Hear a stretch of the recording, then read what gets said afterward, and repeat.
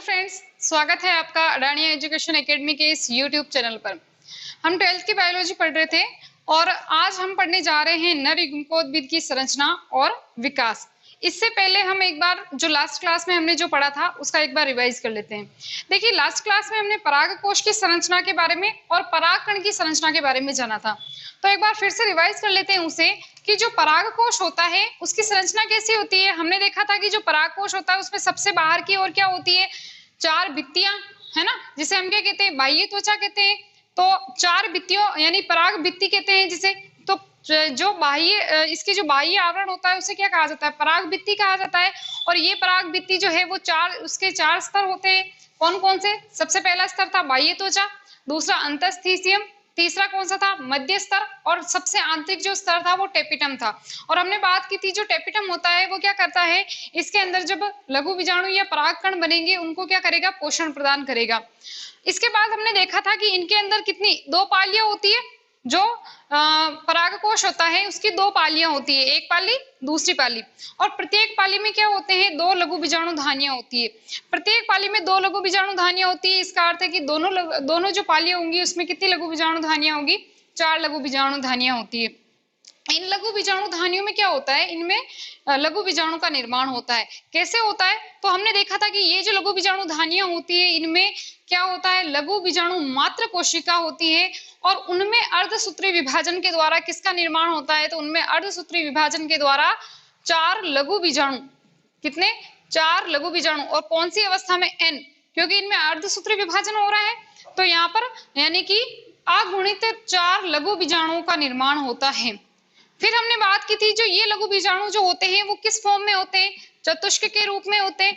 यानी कि 4 लघु बीजाणु जो होंगे वो चारों आपस में संयोजित रहेंगे, चारों आपस में जुड़े रहेंगे, और इनकी जो अवस्था होती है वो किस प्रकार से होती है वो भी हमने देखा था।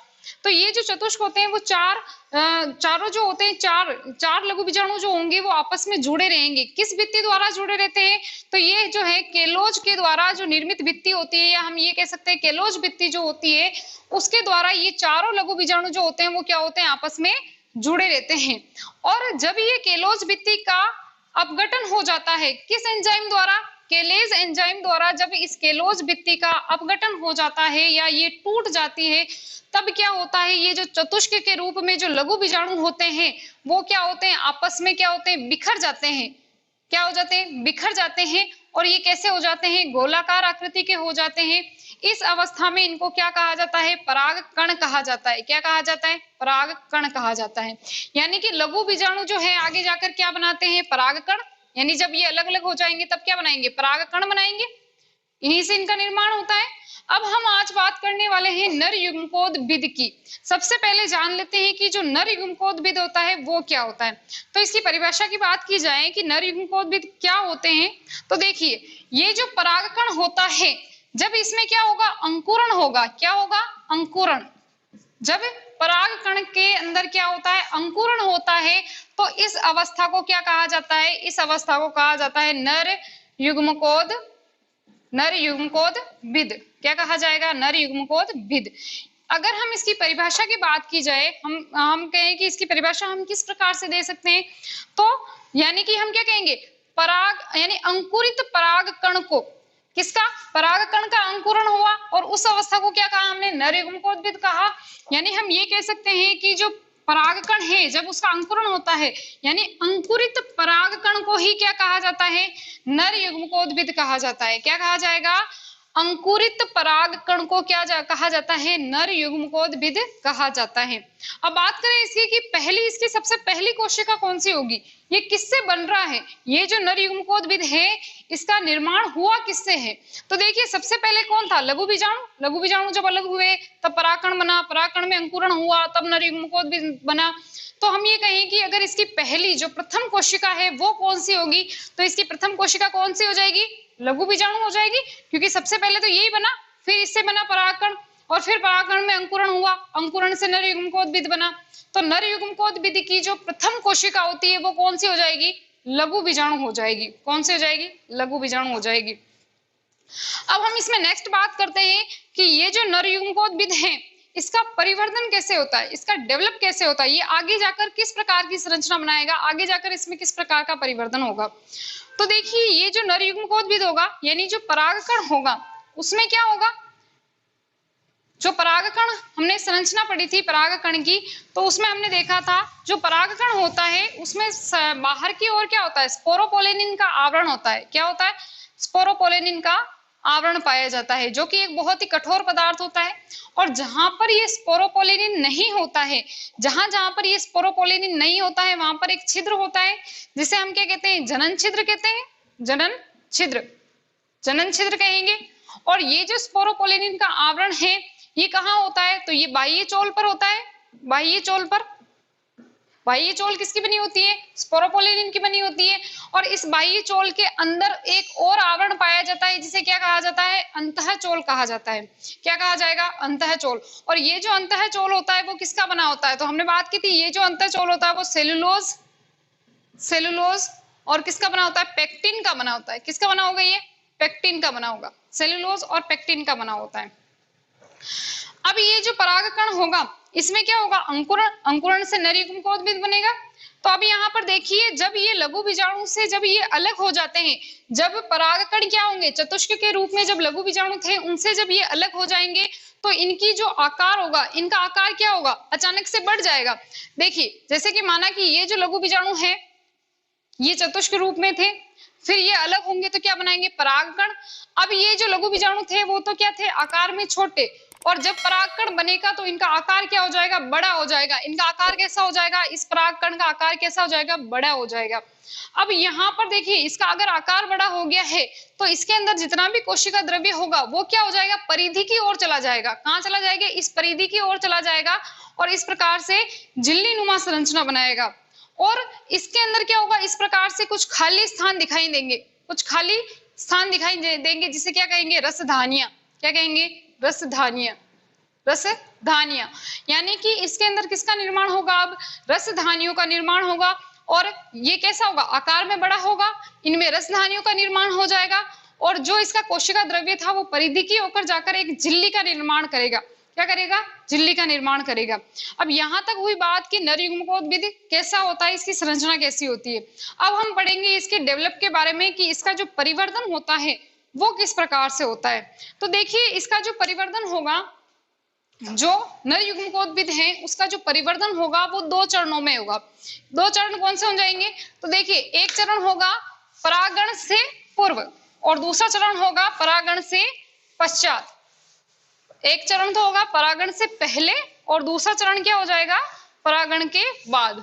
तो पहले हम बात करते हैं कि परागण जो है वो क्या संरचना है या परागण किसे कहते हैं। तो हमने जब पुष्प का आंतरिक संरचना पढ़ी थी, पुष्प की जब हमने आंतरिक संरचना पढ़ी थी तब उसमें हमने दो संरचनाएं पढ़ी थी, एक तो नर जननांग और एक मादा जननांग। जो नर जननांग होता है वो कौन आता है, पुंकेसर होता है, पुंकेसर होता है। और जो मादा जननांग होता है वो कौन होती है, तो मादा जननांग जो होती है वो कौन होती है, जायंग जिसे कहते हैं हम, या हम क्या कहते हैं, स्त्री केसर जिसे कहते हैं। जो पुंकेसर होता है उसमें हमने दो पार्ट पढ़े थे, एक तो होता है पुतंतु, पुतंतु, और दूसरा हमने क्या पढ़ा था, परागकोश, परागकोश, परागकोश के हमने पढ़ा था। और हमने ये देखा था कि जो परागकोश होता है वो द्विपाली संरचना होती है और इसमें किसका निर्माण होता है, इसमें निर्माण होता है परागकण का। किसका निर्माण होता है, परागकण का। और ये जो संरचना होती है ये किसकी संरचना है, स्त्रीकेसर की संरचना है, ये जायांग की संरचना है, जिसमें सबसे ऊपर की ओर जो ये संरचना है ना, इसको हम क्या कहते हैं, वर्तिकाग्र कहते हैं, वर्तिकाग्र। ये जो नलिकाकार संरचना होती है उसे हम क्या कहते हैं, वर्तिका कहते हैं। और जो नीचे फूला हुआ जो भाग होता है उसे हम क्या कहते हैं, अंडाशय कहते हैं, अंडाशय, अंडाशय कहा जाता है। अब हमने बात की कि जो परागकोश है उसमें किसका निर्माण होगा, परागकण का निर्माण होगा। जब ये परागकण परागकोश से बाहर निकलकर, जब ये परागकण परागकोश की भित्ति को फाड़कर या इससे बाहर निकलकर कहाँ आ जाएंगे, वर्तिकाग्र पर पहुंच जाते हैं। जब परागकोश से परागकण बाहर निकलकर कहाँ पर पहुंच जाएंगे, इस वर्तिकाग्र पर पहुंच जाएंगे। इस क्रिया को क्या कहा जाता है, तो इस क्रिया को क्या कहा जाएगा, परागण कहा जाएगा। क्या कहा जाएगा, परागण कहा जाएगा। देखिए परागकण जो है वो तो क्या है, नर युग्मक है, लेकिन परागण जो है वो क्या है, एक क्रिया है, जिस क्रिया में क्या होता है, पराग कोश से परागकण निकलकर कहाँ आ जाते हैं, इसकी वर्तिकाग्र पर पहुंच जाते हैं। किसकी वर्तिकाग्र पर, या हम कह सकते हैं कि जो मादा जननांग है या स्त्री केसर या जायांग की वर्तिकाग्र पर पहुंच जाते हैं। इस क्रिया को क्या कहा जाता है, परागण कहा जाता है। तो ये हमने बात की परागण की क्रिया की। अब हम देखते हैं कि जो हमने बात की कि जो नर युग्मकोद्भिद है, नर युग्मकोद्भिद क्या है, अंकुरित परागकण, अंकुरित परागकण को क्या कहा जाता है, नर युग्मकोद्भिद। अब इसका जो डेवलप होगा आगे किस प्रकार से होगा, इसका जो परिवर्तन होगा या इसका जो विकास होगा वो आगे किस प्रकार से होता है। तो हमने यहाँ पर देखा कि इसका जो विकास होता है वो दो चरणों में होता है। कैसे, एक तो होगा परागण से पूर्व और एक होता है परागण के पश्चात। पहला कौन सा है, परागण से पूर्व, और दूसरा कौन सा है, परागण के पश्चात, परागण के पश्चात। देखिए अब इसका डेवलपमेंट, यानी जो परागकण है, अंकुरित परागकण है, उसका डेवलपमेंट दो चरणों में हो रहा है। एक तो हो रहा है परागण से पूर्व यानी पहले, और एक दूसरा हो रहा है परागण के पश्चात। यानी कि जब परागकण जो होगा, परागण से पूर्व क्रिया कौन सी होगी, जब परागकण पराग कोश के अंदर ही स्थित रहेंगे, उनमें जब डेवलपमेंट होगा या उनमें जब परिवर्तन होगा, तब उसे कौन सी क्रिया कहा जाएगा, परागण से पूर्व। यानी अभी तक परागण हुआ नहीं है, अभी तक यहाँ से परागकोश से परागकण निकलकर वर्तिकाग्र पर पहुंचे नहीं है, तो तब तो कौन सी हो जाएगी क्रिया, परागण से पूर्व। और जब परागकोश से परागकण निकलकर वर्तिकाग्र पर पहुंच जाते हैं, जब परागकोश से परागकण निकलकर वर्तिकाग्र पर पहुंच जाएंगे, यहाँ पर जब ये परागकण आ जाएंगे और तब इनमें जब डेवलपमेंट होगा या इनमें जो परिवर्तन या विकास जो होगा, उस विकास को कौन सी अवस्था कहा जाएगा, परागण के पश्चात की अवस्था कहा जाएगा। कौन सी अवस्था, परागण के पश्चात की। तो सबसे पहले बात करते हैं हम परागण से पूर्व की क्रिया कौन सी होती है, परागण से पहले जो होता है इसमें किस प्रकार से डेवलपमेंट होता है। चलिए नेक्स्ट हम बात करते हैं जो नर युग्मकोद्भिद हैं उसका परागण से पूर्व यानी परागण से पहले किस प्रकार से विकास होता है। तो देखिए पहले हम लिख लेते हैं कौन सी क्रिया, परागण से पूर्व या पहले की या पूर्व विकास। जो परागण से पूर्व जो है वो विकास किस प्रकार से होता है, नर युग्मकोद्भिद का। नर युग्मकोद्भिद है उसका विकास परागण से पूर्व किस प्रकार से होगा। तो देखिए हमने बात की परागकण की कि ये परागकण है, जैसे मान लिया ये एक परागकण है, इसके बाहर की ओर किसका आवरण होता है, इसके बाहर की ओर किसका आवरण होगा, स्पोरोपोलेनिन का आवरण होगा। और जहां पर स्पोरोपोलेनिन का आवरण नहीं होता है वहां पर क्या होता है, जनन छिद्र होता है। माना कि ये एक जनन छिद्र है, जनन छिद्र। और इसके अंदर की ओर जो है आंतरिक चोल होता है, या हम कहते हैं अंतःचोल। इसके अंदर की ओर क्या होता है, एक आवरण होता है अंदर की ओर, जिसे क्या कहा जाता है, जिसे अंतःचोल कहा जाता है, अंतःचोल। बाहर की ओर ये किसका आवरण है, बाह्य चोल जो है या बाह्य जो भित्ति होती है इसमें ये किसका बना होता है, स्पोरोपोलेनिन का, स्पोरोपोलेनिन। और जो अंतःचोल होता है वो किसका बना होता है, तो पेक्टिन और सेल्यूलोज। ये हमने इसकी संरचना में बात की थी, सेल्यूलोज। अब देखिएगा कि ये जो परागकण है इसमें क्या होता है, केंद्रक होता है, एक केंद्रक होता है। इस केंद्रक में क्या होगा, समसूत्री विभाजन होगा। क्या होगा इसमें, इस केंद्रक में क्या होगा, तो इस केंद्रक में क्या होगा, समसूत्री विभाजन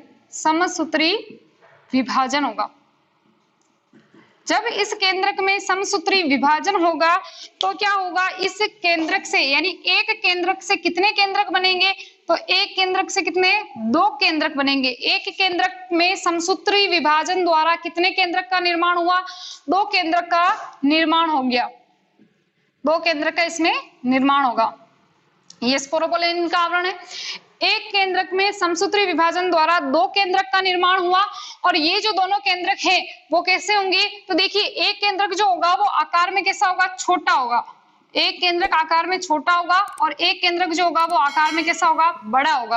एक केंद्रक आकार में छोटा होगा, एक केंद्रक आकार में बड़ा होगा। जो केंद्रक आकार में छोटा होता है उसे क्या कहा जाता है, उसे कहा जाता है जनन केंद्रक। क्या कहेंगे, जनन केंद्रक। जो आकार में छोटा केंद्रक होगा उसे क्या कहा जाएगा? जनन केंद्रक कहा जाएगा। और जो केंद्रक आकार में बड़ा होगा इसे क्या कहा जाएगा? तो इसे कहा जाएगा कायिक केंद्रक। क्या कहा जाएगा? कायिक केंद्रक।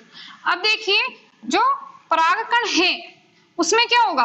देखिए जो परागकण है उसके अंदर जो केंद्रक का निर्माण हुआ है उसमें उन केंद्रक के चारों ओर क्या होगा? एक भित्ति का निर्माण होगा। जैसे कि ये जनन केंद्रक है तो इसके तरफ भी क्या होगा? भित्ति। इसके चारों ओर भी क्या होगा? भित्ति का निर्माण होगा। और जो ये बड़ा केंद्रक है जो कि कौन है? कायिक केंद्रक है, उसके चारों ओर भी क्या होगा? भित्ति का निर्माण होगा। जब इनमें भित्ति का निर्माण होता है, जब इनके चारों ओर भित्ति का निर्माण हो जाएगा तब ये क्या कहलाएगी? कोशिका कहलाएगी। एक केंद्रक है उसके चारों तरफ किसी भित्ति का निर्माण हो गया, यानी कि हम कह सकते हैं कि जो छोटा केंद्रक जो जनन केंद्रक है उससे क्या बनेगी? कोशिका बनेगी। उसके चारों ओर भित्ति के निर्माण से क्या बनेगी? कोशिका बनेगी। और जो बड़ा केंद्रक है कायिक केंद्रक है उसके चारों ओर भी भित्ति के निर्माण से क्या बनेगी? कोशिका बनेगी। तो इस जनन केंद्रक से जो कोशिका बनेगी, इस जनन केंद्रक से जो कोशिका बनेगी उसे क्या कहेंगे? जनन कोशिका। क्या कहेंगे? जनन कोशिका। और जो कायिक केंद्रक है, कायिक केंद्रक के चारों ओर जब भित्ति का निर्माण हो जाएगा उसे क्या कहा जाएगा? तो देखिए उसे कहा जाएगा कायिक कोशिका। क्या कहा जाएगा? कायिक कोशिका। कायिक कोशिका कहा जाएगा। हमने बात की कि समसूत्री विभाजन द्वारा एक केंद्रक से दो केंद्रक का निर्माण होता है, जिसमें एक केंद्रक छोटा होता है, एक केंद्रक बड़ा होता है। जो छोटा केंद्रक होता है उसे जनन केंद्रक कहा जाता है तथा जो बड़ा केंद्रक होता है उसे क्या कहा जाता है? कायिक केंद्रक कहा जाता है। जब इन केंद्रक के चारों ओर किसका निर्माण होता है? भित्ति का निर्माण होता है। तो जनन केंद्रक से किसका निर्माण हो जाएगा? भित्ति बन जाने से जनन केंद्रक से जनन कोशिका बनेगी। और जो कायिक केंद्रक जो है उसके चारों ओर भित्ति के निर्माण से किसका निर्माण होगा? कायिक कोशिका का। यानी कि जनन केंद्रक से तो जनन कोशिका बनेगी, कायिक केंद्रक से क्या बनेगी? कायिक कोशिका बनेगी।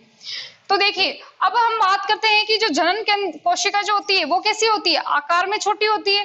और जो कायिक कोशिका होती है वो कैसी होती है? आकार में बड़ी होती है। तो ये जो केंद्रक होगा इसमें क्या होगा? देखिए ये जो केंद्रक होता है वो पहले किससे जुड़ा होता है? तो देखिए पहले जो है ये जो है वो इसकी भित्ति द्वारा पराग कोश की या पराग कण की जो भित्ति होती है इससे ये जुड़ा रहता है। अब हम देख सकते हैं इसकी भित्ति से ये जुड़ा हुआ है, यानी कि ये इस समय जो इसका आकार होगा वो कैसा होगा? गोलाकार नहीं होगा, ये कैसा होगा? चपटा होगा। इसका जो आकार होगा वो चपटा होगा। क्यों? क्योंकि इसमें ये इस तरह से इसके भित्ति का जब निर्माण होगा तो ये पूरी तरह से भित्ति नहीं बनी है, तो अब इसका जो आकार होगा वो कैसा होगा? चपटा होगा। और इसका जो आकार होगा वो गोलाकार ही रहेगा। अब हम नेक्स्ट बात करते हैं कि जब ये इसकी जो भित्ति है वो पूरी तरह से बन जाएगी, यानी इसके चारों ओर जब ये भित्ति बन जाएगी तो ये क्या हो जाएगा? इससे अलग हो जाएगा। पहले ये किससे जुड़ा हुआ था? पहले जो ये जनन केंद्रक है या जनन कोशिका जो है वो किससे जुड़ी हुई थी? या जनन केंद्रक जो है वो किससे जुड़ा हुआ था? तो ये जुड़ा हुआ था परागकण की भित्ति के द्वारा। लेकिन जब इसमें पूरी तरह से कोशिका भित्ति का निर्माण हो जाएगा तब ये क्या हो जाएगा? इससे अलग हो जाएगा। और अलग होने पर ये क्या करेगा? जो कायिक कोशिका होगी इसकी तरफ ये गति करेगा। क्या करेगा? इसकी तरफ ये गति करेगा। अब हम एक एक के बारे में जान लेते हैं कि जो जनन कोशिका होती है वो किस प्रकार से होती है, कायिक कोशिका जो होती है वो किस प्रकार से होती है। हमने ये बात तो जान ली है कि जो जनन कोशिका होगी वो कैसी होगी? छोटी होगी, आकार में कैसी होगी? छोटी होगी। और जो कायिक कोशिका होती है वो कैसी होती है? आकार में बड़ी कोशिका होती है, बड़ी कोशिका होती है।